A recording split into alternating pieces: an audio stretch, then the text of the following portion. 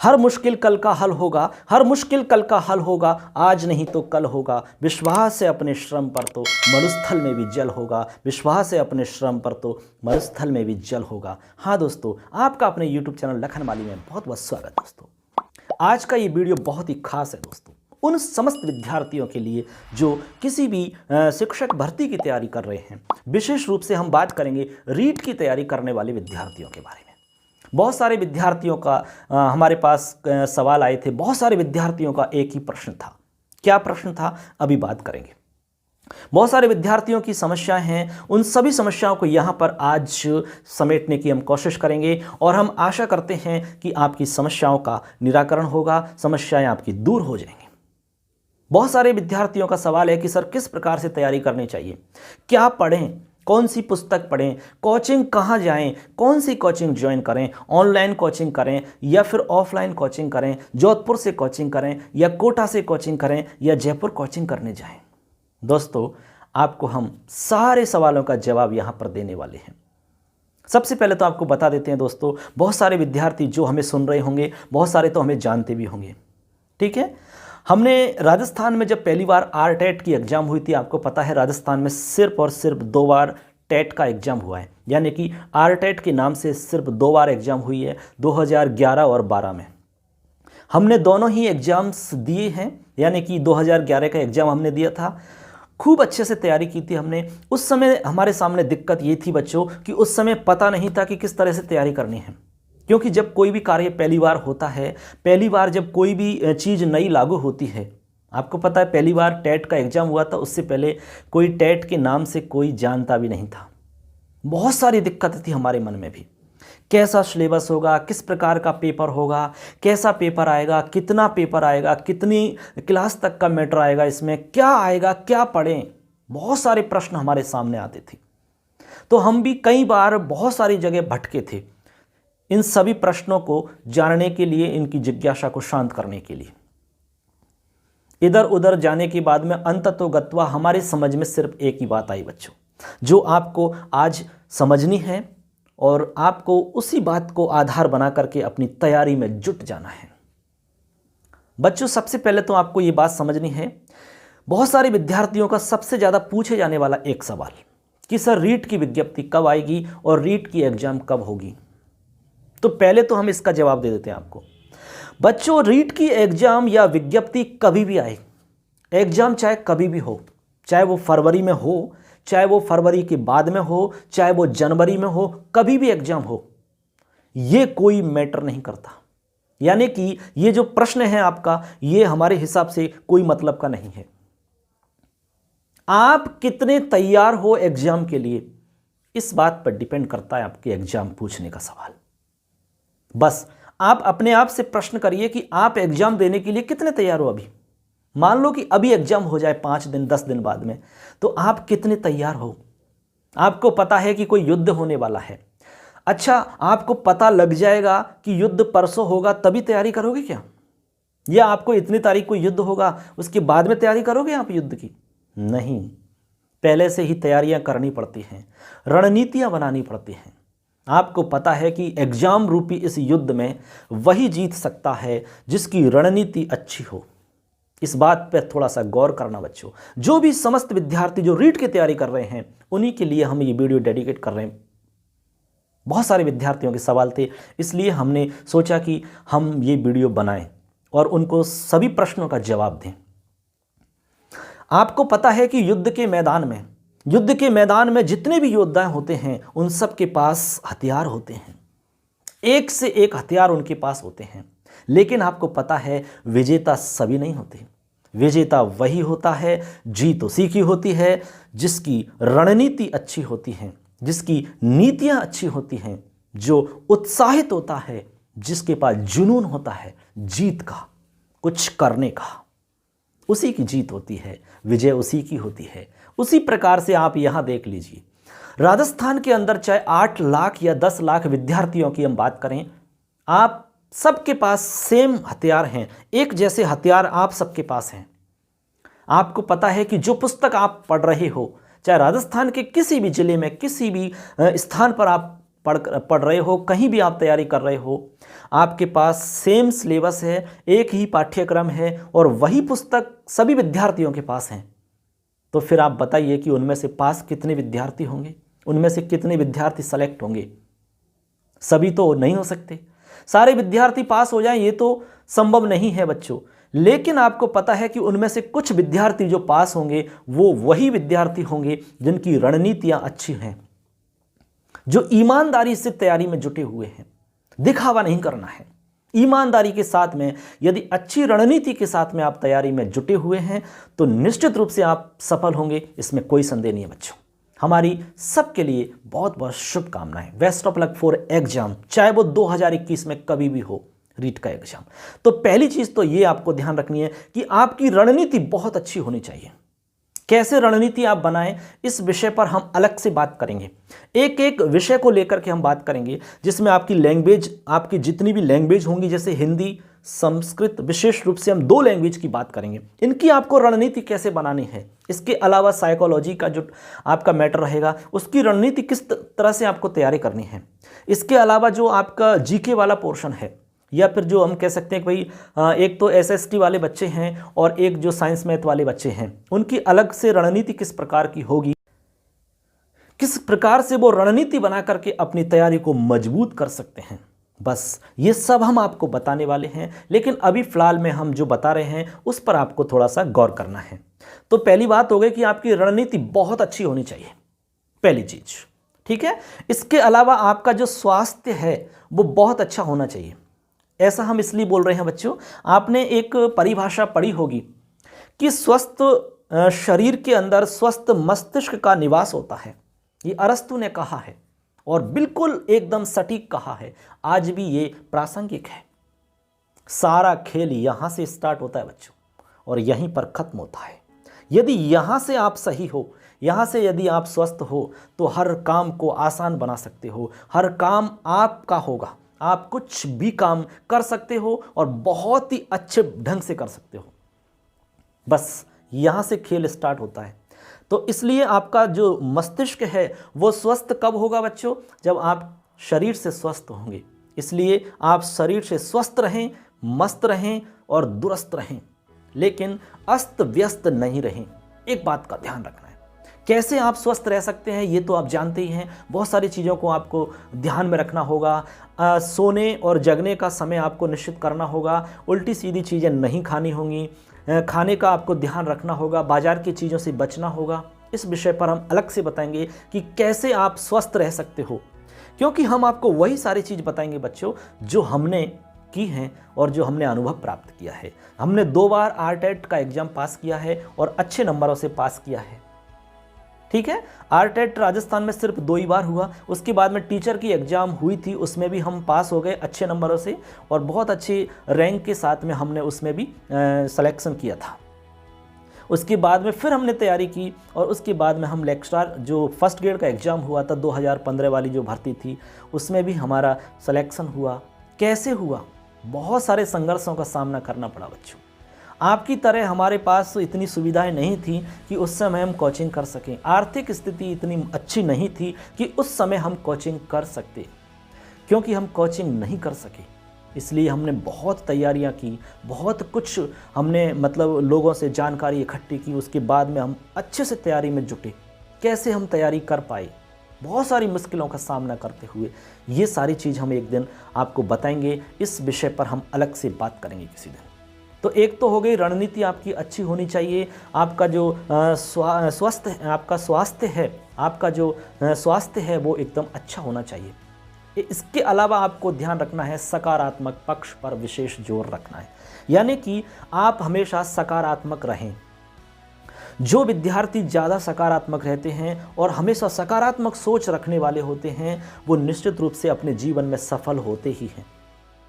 आप एग्जाम में सफल हो जाएंगे, लेकिन जीवन में सफल होना अलग चीज है। जीवन में सफल और एग्जाम में सफल, यदि दोनों जगह सफल होना चाहते हैं तो अपनी सोच को बदलना होगा। सकारात्मक सोच आपको रखनी होगी। चाहे कोई कैसा भी कहता हो आपके सामने, तो आपको उसमें अच्छी चीजें खोजनी होंगी, बस, ठीक है। इसके अलावा आपको जो ध्यान रखने वाली बात है, इसके अलावा आपको समय आपको डिवाइडेशन करना होगा, यानी कि आपको समय का विभाजन अच्छे से करना होगा, यानी कि आपको टाइम टेबल बना करके पढ़ाई करनी होगी। ऐसे नहीं कि भाई आप कभी भी दिन में 4 घंटे पढ़ लिए, कभी 10 घंटे पढ़ लिए, कभी 2 घंटे पढ़ लिए, कभी आप बिल्कुल भी नहीं पढ़े। ये बिल्कुल खराब है, बहुत ही बुरी स्थिति है। जब तक आप रणनीति के साथ में, ये सब रणनीतियां हैं जो हम बता रहे हैं आपको, जब तक आप अच्छे से समय सारणी बना करके, टाइम टेबल बना करके हर सब्जेक्ट को उसमें आप समायोजित करके नहीं पढ़ोगे, तब तक सफलता बहुत दूर आपसे रहेगी बच्चों। बस यही सारी चीज़ें हैं जो अनुभव से प्राप्त होती हैं। ये आपको किसी भी गाइड या पुस्तक में नहीं मिलने वाली, ये अनुभव से प्राप्त होंगी। जिस दिन आप सफल हो जाओगे तो आपके पास जो अनुभव होगा उसमें आपका आत्मविश्वास झलकेगा, आत्मविश्वास उसमें दिखेगा आपका। तो ये बात आपको समझ में आ गई कि भाई आप समय सारणी बनाएंगे, टाइम टेबल के हिसाब से आप तैयारी करेंगे, और ऐसा टाइम टेबल आप बनाएं जिसमें आपके सभी सब्जेक्ट एक ही दिन में समायोजित हो जाएं, एक ही दिन में सारे सब्जेक्ट उसमें आ जाएं। ऐसे सारे विद्यार्थी ऐसा करते हैं कि लगातार 4-5 दिन तक एक ही सब्जेक्ट पढ़ते हैं। बहुत सारे विद्यार्थी तो 10-20 दिन, लगभग 1 महीने तक एक ही सब्जेक्ट में जुट जाते हैं। जब तक वो पूरा नहीं होता है तो उसको छोड़ते ही नहीं है। ऐसा नहीं करना है। आपको पता है साइकोलॉजी में एक नियम है आंशिक क्रिया का नियम, यानी आपको हर टॉपिक को, विशेष रूप से जो कठिन टॉपिक माना जाता है, जो कठिन विषय माना जाता है, उसको छोटे छोटे टुकड़ों में विभक्त करके आपको पढ़ना चाहिए। जरूर याद होगा, ये गारंटी है हमारी, क्योंकि हमने सारा एक्सपेरिमेंट किया हुआ है। आपका चाहे कोई भी चैप्टर है, कोई भी टॉपिक है, कोई भी विषय है, कठिन हो चाहे कितना भी कठिन हो, उसको आप टुकड़ों में विभक्त कर लो। चाहे वो 10 जगह विभक्त हो जाए, चाहे 15 जगह विभक्त हो जाए, लेकिन उसको आप टुकड़ों में बांट करके फिर आप उसको पढ़िए, निश्चित रूप से याद होगा, ये हमारी गारंटी है। बस यही तो करना है आपको। तो आपको विभाजित करना है टुकड़ों में, ठीक है। एक बात तो ये हो गई। इसके अलावा आपको जैसे कि समय आपका जहाँ जहाँ पर व्यर्थ में खराब हो रहा है, जो व्यर्थ में ही आपका समय जा रहा है, वहाँ से आपको समय को बचाना होगा। आपको पता है कि जितने भी विद्यार्थी पढ़ रहे हैं राजस्थान के अंदर या कहीं पर भी तैयारी कर रहे हैं, उनके पास भी वही समय है जो आपके पास है, उनके पास भी वही पुस्तक है जो आपके पास है। बस रणनीति का खेल है, और रणनीति के आधार पर ही परिवर्तन हो रहा है बच्चों में। सिलेक्शन और जो सिलेक्शन नहीं होने वाले हैं, सफल और असफल का अंतर सिर्फ रणनीति के आधार पर होता है बच्चों। तो बस आपको हम वही बता रहे हैं कि रणनीति अच्छी आप बनाइए, अभी से बनाइए, चाहे एग्जाम आपका कभी भी हो। एग्जाम होने का इंतजार नहीं करें, बस इस बात पर थोड़ा सा आप गौर करना, अच्छे से सोचना, ठीक है।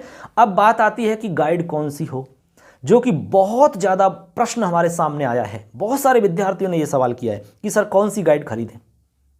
ठीक है, सवाल तो आपका सही है। बहुत सारे विद्यार्थियों के पास अभी भी आप देखोगे तो 4-4 गाइड मिल जाएंगी, किसी के पास 5 गाइड मिल जाएंगी, किसी के पास 1 गाइड होगी, किसी के पास 3-4 गाइड मिल जाएंगी। हमारा तो एक ही कहना है बच्चों, आपसे हम एक प्रश्न पूछना चाहते हैं। आप ये बताइए कि बाजार के अंदर कितनी सारी गाइड हैं। आपका जवाब होगा कि सर बहुत सारी गाइड हैं। बिल्कुल सही है।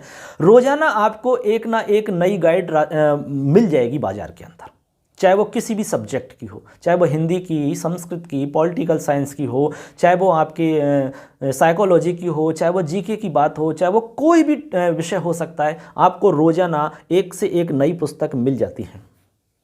क्या आप सारी पुस्तक खरीद के तैयारी करोगे? नहीं। बहुत सारे विद्यार्थी क्या करते हैं, नोट्स इकट्ठे कर लेते हैं। जयपुर से मंगवा लिए, कोटा से मंगवा लिए, उत्कर्ष वाले से भी मंगवा लिए, और किसी दोस्त ने कहा कि ये बहुत बढ़िया नोट्स हैं, चलो फोटोकॉपी करवा के रख लेते हैं। इकट्ठे कर लिए आपने बहुत सारे नोट्स, किताबें बहुत सारी इकट्ठी कर ली।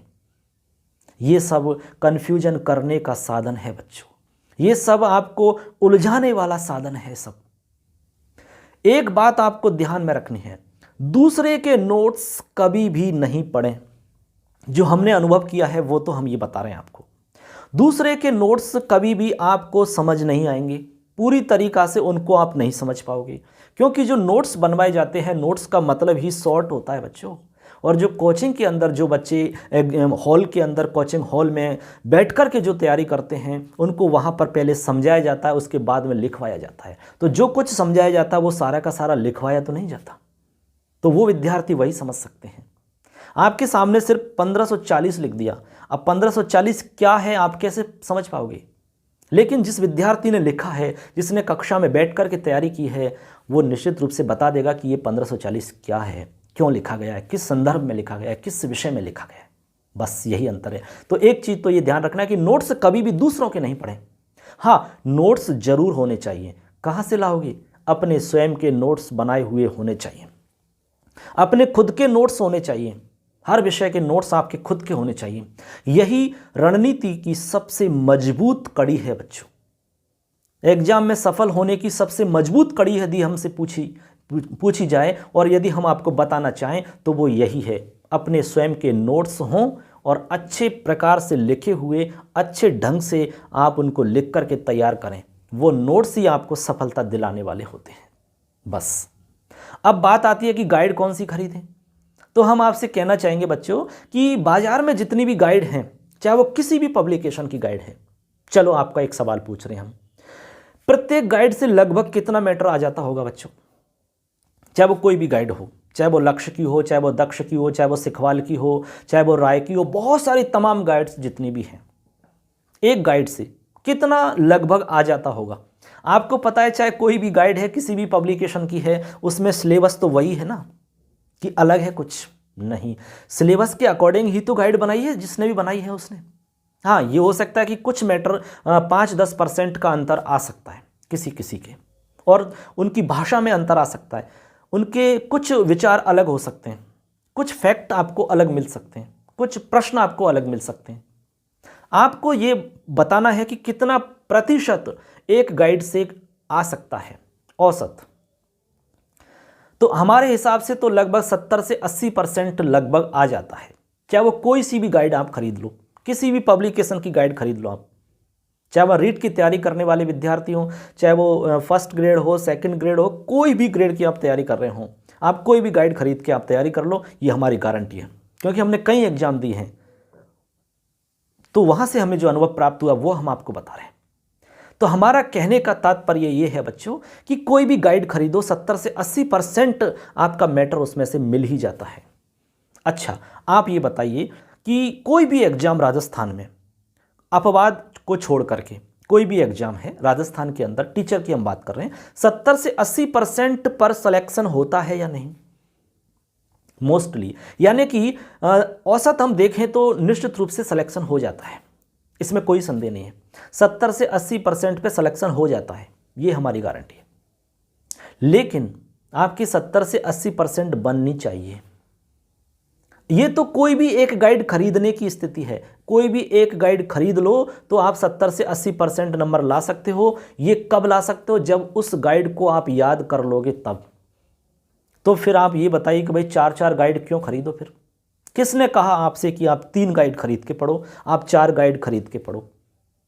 हाँ, कुछ जैसे कि जीके है, कुछ उसमें आपको जो ऑथेंटिक बुक्स हैं, मूल पुस्तक आप खरीदिए, उसके लिए तो हम आपको सजेस्ट करेंगे, जरूर खरीदिए आप।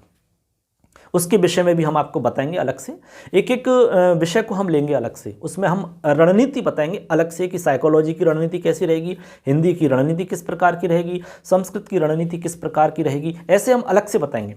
तो एक एक वीडियो अलग से होगा वो। तो अभी तो ये ऑल ओवर हम आपको कंप्लीट तैयारी के बारे में पूरी रणनीति बता रहे हैं। तो अब बताइए बच्चों, कितनी गाइड से तैयारी करनी चाहिए, कितनी गाइड खरीदनी चाहिए, आप ही बताइए। सिर्फ और सिर्फ एक गाइड खरीद लो, कोई भी, जो भी आपका मन करे, कोई भी जो भी आपको अच्छी लगे। कोई जिनको बुरी बता रहा है कि ये बहुत खराब गाइड है, उसको खरीद लो और उसको पूरे को रट्टा लगा लो, पूरे को अच्छे से समझ लो, पूरे को याद कर लो आप। ये गारंटी है हमारी, 70 से 80% नंबर आप एग्जाम में ला सकते हो। ये गारंटी है, चाहे आप करके देख लो, और 70 से 80% पर आपका सिलेक्शन होगा, ये गारंटी इस बात की भी। तो आपके सवाल का जवाब मिल गया होगा कि कितनी गाइड खरीदनी चाहिए। तो सिर्फ एक ही गाइड खरीदनी है बच्चों। ज़्यादा गाइड होने का मतलब है कि आप बहुत ज़्यादा कन्फ्यूजन में रहोगे, आप हमेशा उलझन में रहोगे। ये बात आपको निश्चित मान लेनी है, ठीक है। आपके पास ज़्यादा किताबें हैं तो आप ये निश्चित मानो कि उनको आप ज़्यादा बार नहीं पढ़ सकते, कम बार पढ़ोगे। जिनके पास कम पुस्तकें हैं उनको वो ज़्यादा बार पढ़ सकते हैं। तो आप एक ही किताब को बार बार पढ़िए, 10 बार पढ़िए, 12 बार पढ़िए, 15 बार पढ़िए, याद हो जाएगी, पूरी की पूरी रट जाएगी। यही तो करना है। फिर आप ऐसा करने से होगा क्या? ऐसा करने से आपका कॉन्फिडेंस लेवल हाई होगा और यही आपको सफल करता है, यही आपको सफल दिलाने वाला है। यही कॉन्फिडेंस आपका, यही आत्मविश्वास आपको एग्जाम हॉल के अंदर काम आने वाला होता है। बच्चों, खेल सिर्फ 2 और 3 घंटे का है बस। आप कितनी भी तैयारी कर लो, आप चाहे 6 महीने तैयारी कर लो, कहीं भी कोचिंग कर लो, आप सिर्फ 2 या 3 घंटे का आपका खेल है बस। एग्जाम हॉल के अंदर सिर्फ 2 या 3 घंटे आप जो बैठे हैं, बस उसी का खेल है सारा। उसमें यदि आप आत्मविश्वास के साथ में सब कुछ कर पाते हैं, घबराते नहीं हैं, बिना डर के आत्मविश्वास के साथ में आप यदि अच्छे से पेपर को कर सकते हैं, तो ये मान लो कि आप सफल हो जाएंगे। आप यदि घबरा जाते हैं, आत्मविश्वास आपका कमज़ोर हो जाता है, तो कितनी भी तैयारी आपने की हो, किसी भी कोचिंग से आपने तैयारी की हो, आप सफल नहीं हो सकते। आप डर गए तो इस बात को आपको ध्यान में रखना है। और आत्मविश्वास तभी क्रिएट होता है जब आप पूरे सिलेबस को एक से ज़्यादा बार पढ़ लेते हैं। आप मान लो एक गाइड को पढ़ रहे हैं, एग्जाम होने वाला है, आप पूरी गाइड को नहीं पढ़ पाए, आप अधूरी गाइड को पढ़ करके एग्जाम देने जा रहे हैं, तो आपका आत्मविश्वास कभी भी मजबूत नहीं हो सकता। इस बात को आप अच्छे से समझ लो। आपका आत्मविश्वास तभी होगा जब एक ही गाइड को आपने पूरे सिलेबस को लगभग 2-4 बार पढ़ लिया, तो आपका आत्मविश्वास बहुत हाई होगा। आपको लगेगा कि एग्जाम में चाहे कैसा भी सवाल आ जाए, कुछ भी आ जाओ, हम देने को तैयार हैं। बस यही तो चाहिए, यही चाहिए जो कि आपको मंजिल तक ले जाने वाला है। ये उत्साह आपका जो है, ये आपको मंजिल तक पहुंचाएगा। तो ऐसे करके ये रणनीति के जो छोटे छोटे बिंदु हमने बताए हैं, ये बहुत ही इंपॉर्टेंट है बच्चों। अब जैसे कि संस्कृत विषय की बात करते हैं, तो संस्कृत के अंदर आपके, अब जैसे हमने आपको इसमें एक लिख करके कुछ बनाया है, इसमें सारा कुछ ऑल ओवर इसमें आपके सब्जेक्ट के बारे में बताया है। तो देखो बच्चों, इसमें आपको पता है कि जैसे एक तो आपको 2 तो लैंग्वेज आपको लेनी होती है, ठीक है, चाहे वो लेवल 1 हो चाहे वो लेवल 2 हो, आपको 2 लैंग्वेज लेनी है।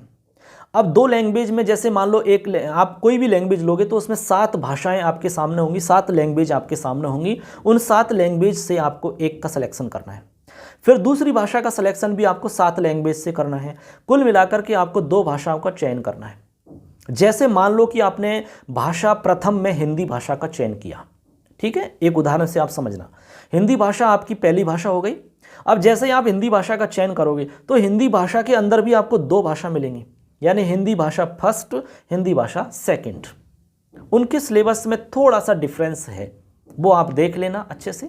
हम भी आपको बताएंगे अलग से, जब रणनीति हम बताएंगे अलग अलग सब्जेक्ट की तब, ठीक है। जैसे आप दूसरी भाषा लोगे, जैसे आपने संस्कृत ले ली, तो उसके अंदर भी जैसे आप संस्कृत विषय लोगे तो वहाँ भी आपको 2 भाषाएं मिलेंगी, संस्कृत 1, संस्कृत 2। वहाँ भी कुछ अंतर है आपका। तो ऐसे करके 2 भाषाओं को चयन करना है आपको, ठीक। उसके बाद में आपको साइकोलॉजी, जो कि कंपलसरी है, ये वो तो लेनी है आपको साइकोलॉजी। इसके बाद में जैसे हम रीट लेवल 2 की बात करें, तो रीट लेवल 2 वाले में आपको मैथ साइंस का एक पोर्शन रहता है और एक रहता है आपका सामाजिक अध्ययन का, यानी कि एसएसटी वाले विद्यार्थियों के लिए एसएसटी के प्रश्न आएंगे और मैथ साइंस वाले विद्यार्थियों के मैथ साइंस के प्रश्न आएंगे।